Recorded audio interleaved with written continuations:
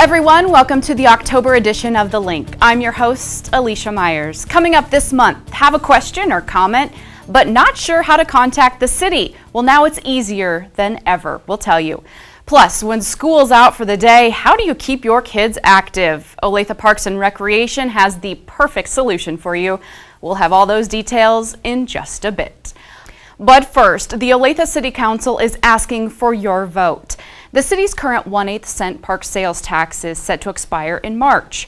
Since it was originally passed by voters 15 years ago, the tax has produced about $40 million. That extra funding has allowed the city to renovate and build a variety of projects within our park system. But if the tax isn't renewed, future projects may not be possible. So before you cast your vote in November, check out this video about the history and possible future of the tax. Olathe Parks, trails, and facilities are some of the best in the country. This wasn't always the case. In the late 90s, much of our park system looked like this: cracked trails, dilapidated playgrounds, and overgrown greenways. Due to a smaller number of park acres and trails, there also weren't many options for residents. Taxpayers knew a change was needed. They worked with the City Council to bring a 1/8 cent park sales tax to voters. In 1999, the first sales tax was voted upon and approved overwhelmingly by the citizens. Improvements began, but by 2004, the tax was already set to expire. So taxpayers went back to the polls, voting to renew the tax for another 10 years, affording the city the opportunity to greatly enhance and expand Olathe parks, trails, and pools into the great park system residents know today. Some of the things that we were able to do over the last 15 years is a complete renovation of our neighborhood parks, a redesign and renovation of Black Bob Bay. We built new and expanded greenways and trails. We opened up 2 new parks, beautiful Stagecoach Park, Lone Elm Park. We made enhancements to many of the existing neighborhood parks. The city wants to maintain those parks to the standards citizens have come to expect. But the financial funding to help do that is ending. The current park sales tax expires in March 2015 unless voters choose to renew it for another 10 years. The city has the fortunate responsibility to maintain 1,945 acres of parkland, which consists of 22 neighborhood parks and 13 community parks. Within those parks, we have 28 miles of pedestrian and biking trails. We have 64 athletic sports fields. We have an additional 36 sports courts. We maintain 5 historic sites, a new community center, 4 community and neighborhood pools. It's no small feat maintaining the parks, trails, and facilities that meet a growing and ever-changing demand of our citizens. The new sales tax would afford us the opportunity to expand our popular trail system. We would repair the trails for safe and continued use. Many of our playgrounds that we have do not even meet today's standards, so a phased replacement of those playgrounds would be afforded.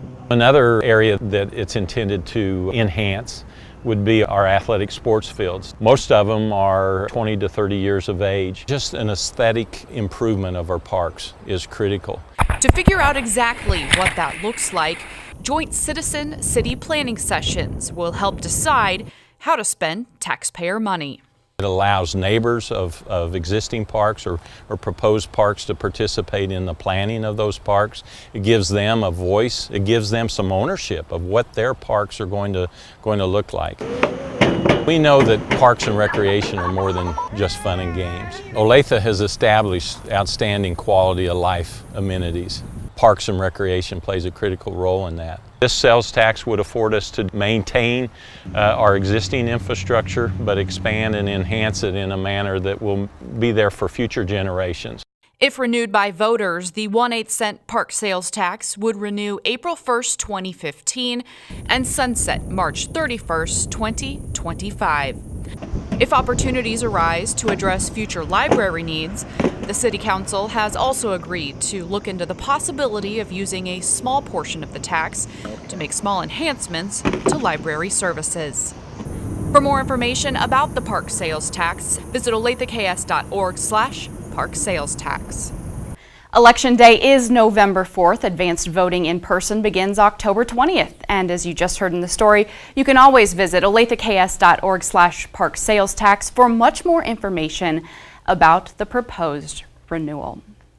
Well, did you know that the city has several apps that help make life easier for you? One of those apps has now become much more user-friendly, and it helps you connect with city staff no matter the time or day.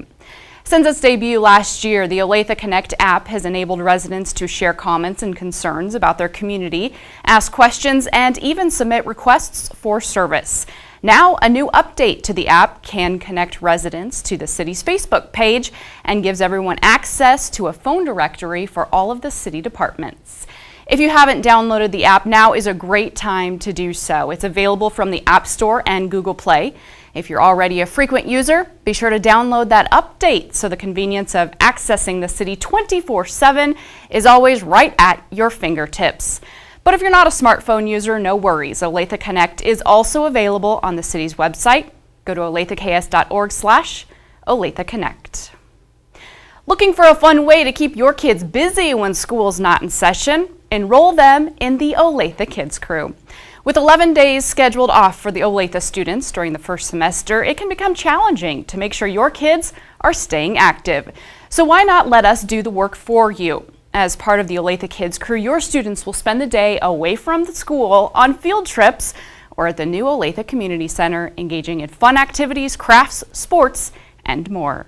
The Olathe Kids Crew is a great alternative to when the Olathe school districts are out of school to keep the kids active and engaged. They have a variety of activities, swimming, plus field trips that are planned on those days to keep them busy and away from screen time. For pricing and sign-up information, head to the Olathe Kids Crew page on the city's website or call 913-971-8563. Well, that's it for this month's edition of The Link. For more information about city services and events, visit our website, follow us on Twitter, and like us on Facebook. Have a great and safe October, and happy Halloween to all. I'll see you next month.